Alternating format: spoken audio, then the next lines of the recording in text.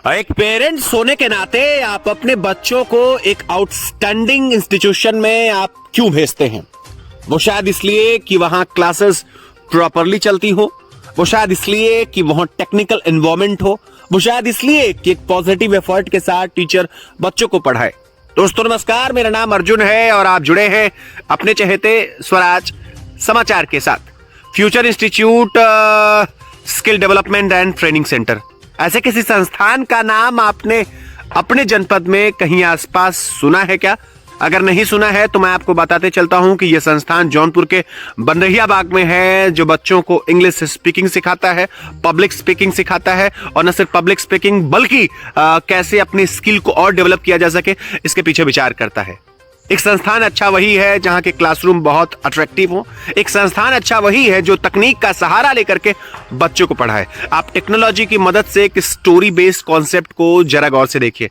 आप देख सकते हैं कि बच्चों को पढ़ाने के लिए फ्यूचर इंस्टीट्यूट में एक आला प्रकार की व्यवस्था की गई है और न सिर्फ इतना ही बल्कि यहाँ इस संस्थान के जो ऑनर हैं विवेक यादव, ये स्पीकिंग गुरु के भी नाम से जाने जाते हैं। बच्चों को अंग्रेजी कितनी जल्दी सीखनी है इसका तजुर्बा विवेक यादव के पास है। ऑफिस में बैठकर विवेक यादव जी अपने काम धाम निपटा रहे हैं, लेकिन बच्चों के साथ इनका जो लगाव है वो यकीनन बहुत आला और बहुत शानदार है।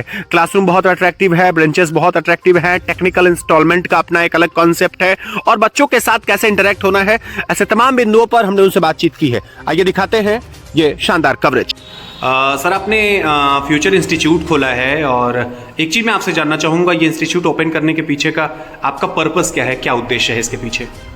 सर, आप देख सकते हैं कि ग्रामीण क्षेत्रों में होता क्या है। ग्रामीण क्षेत्रों में जो बच्चे होते हैं वो एकेडमिक नॉलेज के पीछे इस तरह पागल होते हैं कि वो थोड़े प्रोफेशनल नॉलेज सीखना ही नहीं चाहते। हालांकि उनको टीचर मोटिवेट भी नहीं करते कि बेटा तुम एकेडमिक नॉलेज के साथ थोड़ा सा प्रोफेशनल नॉलेज भी ले लो। और गार्जियंस भी उनके जो होते हैं सर वो प्रोफेशनल नॉलेज के बारे में अवेयर नहीं होते।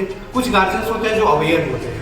तो ये हमारे यहाँ जो भी कोर्सेज चलते हैं सर वो टोटल प्रोफेशनल कोर्सेज होते हैं, जैसे इंग्लिश स्पीकिंग हो गया, कम्युनिकेशन हो गया, पर्सनालिटी डेवलपमेंट हो गया, पब्लिक स्पीकिंग हो गया। आपको अच्छी तरीके से पता है सर, आज आप माइक पकड़ करके लोगों से सवाल जवाब करते हैं, आप न्यूज रिपोर्टिंग का काम करते हैं। तो क्यों आप कर पा रहे हैं सर? क्योंकि आपके पास पब्लिक स्पीकिंग की कला है, आपके पास एंकरिंग की कला है, इसलिए आप कर पा रहे हैं। तो बहुत सारे बच्चों के अंदर ये गुणवत्ता होती है, ऐसी क्षमता होती है, लेकिन उनको कोई निखारने वाला नहीं मिलता है। इसके कारणवश वो समाज में पीछे रह जाते हैं। कहते हैं ना, हुनर सब में होता है, किसी का छप जाता है, किसी का छिप जाता है, किसी का छप जाता है। तो सर ये मैं क्या करता हूँ ना, जिनके अंदर जो हुनर है उसको मैं उजागर करने की कोशिश करता हूँ। उनके अंदर से पब्लिक स्पीकिंग का डर निकालता हूँ। कभी स्कूल में प्रोग्राम हो जाता होगा सर, आप देखते होंगे कि बच्चे बड़ी मुश्किल से एंकरिंग करने के लिए मिलते हैं। तो मैं अपने यहाँ से सर बच्चों को एंकरिंग भी सिखाता हूँ कि किस तरीके से स्टेज पे जाकर के आप एक अच्छी एंकरिंग कर सकते हैं। एक चीज़ और आपसे जानना चाहूँगा कि आपके यहाँ ये जो इंस्टीट्यूशन आपका बंदरिया बाग चौराहे पर है, निश्चित रूप से शहर से भी सटा है, गांव के भी बहुत सारे बच्चों के आने की संभावना है। कोर्सेज कौन कौन से आप चलाते हैं, एक पेरेंट्स होने के नाते, गार्जियन होने के नाते, अगर सोसाइटी के मैंने आपको बता दिया कि हमारे जो भी कोर्सेज चलते हैं सर वो टोटल प्रोफेशनल कोर्सेज होते हैं। नंबर 1 जैसे इंग्लिश स्पीकिंग, आज इंग्लिश की बहुत ज्यादा डिमांड है सर। डिमांड होने का कारण ये है कि यूट्यूब, फेसबुक, व्हाट्सएप और दुनिया भर की कंपनियां, आज कोई भी आप LIC करवाते हैं उसके terms and condition sir English में होते हैं। आप यूट्यूब अगर आप मोनेटाइज करने जाते हैं उसके जितने भी टर्म्स एंड कंडीशन होते हैं सर वो इंग्लिश में होते हैं। अगर एक बच्चे को इंग्लिश नहीं आता तो वो बहुत सारी समस्याएं इस समाज में रह करके वो फेस करता है।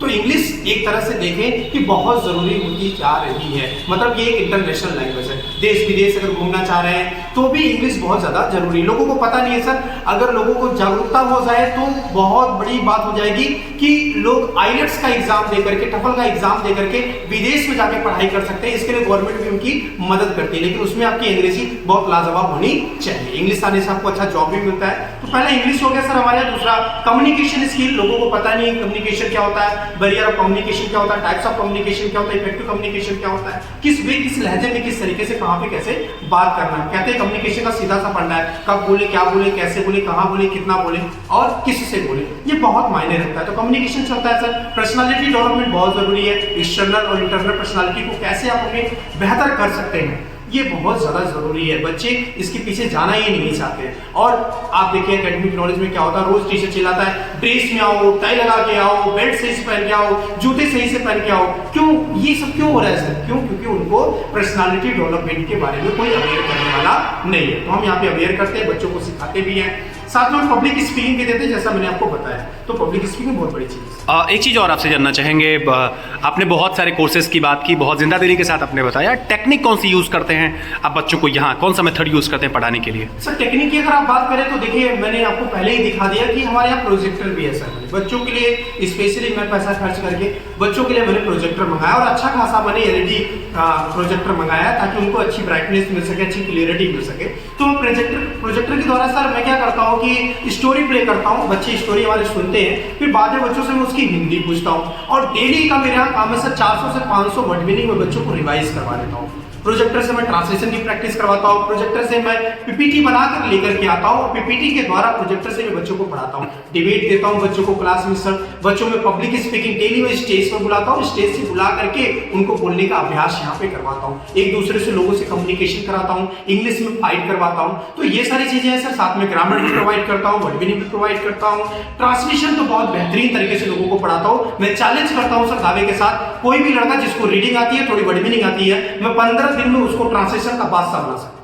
एक चीज़ और आपसे जानना चाहूँगा, बहुत कॉन्फिडेंस के साथ आप सारी चीज़ें कह रहे हैं, एक चीज़ जानना बड़ा ज़रूरी है। एक लोग वायदा करते हैं, इंस्टीट्यूट के लोग, तमाम संस्थाओं के लोग कि 6 महीने में इंग्लिश बोलना सीखे, 3 महीने में इंग्लिश बोलना सीखे। आपसे ज़रा जानना चाहूँगा कि वास्तव में एक टीचर होने के नाते आप ये बताएं कि जो गार्जियन के बच्चे रहते हैं, अगर एक बच्चे को कंप्लीट इंग्लिश बोलने सिखा देना है तो उसे आप कितने दिन में सिखा सकते हैं? सर जैसे कि देखिए आप जानते होंगे अच्छे तरीके से, जहाँ भी इंग्लिश स्पीकिंग के कोर्सेज होते हैं सब लोग एक कोड जरूर देते हैं, वो है कि 30 दिनों में अंग्रेजी बोलना सीखे, 90 दिनों में अंग्रेजी बोलना सीखे, या कुछ घंटों दे देते हैं कि 90 घंटों में अंग्रेजी बोलना सीखे। सर किसी को हम गारंटी के साथ नहीं कह सकते कि आप इतने दिनों में अंग्रेजी बोल सकते बिना उसे जाने।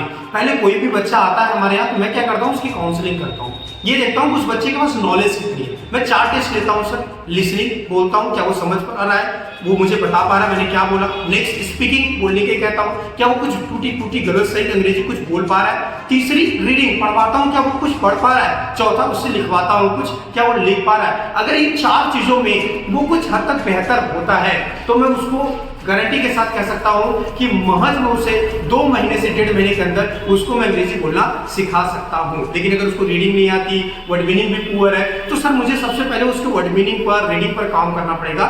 इसमें 4 से 5 महीने भी लग सकते हैं। मतलब ये डिपेंड करता है स्टूडेंट पर। किसी को अगर ट्रांसलेशन भी आ रहा है, वर्ड मीनिंग भी आ रही है, अंग्रेजी समझ में भी आती है, but that person is feeling the fear whenever he is trying to speak English language, that person is feeling fear. So I need to just crack the fear. I need to just give the confidence. I need to just motivate that guys.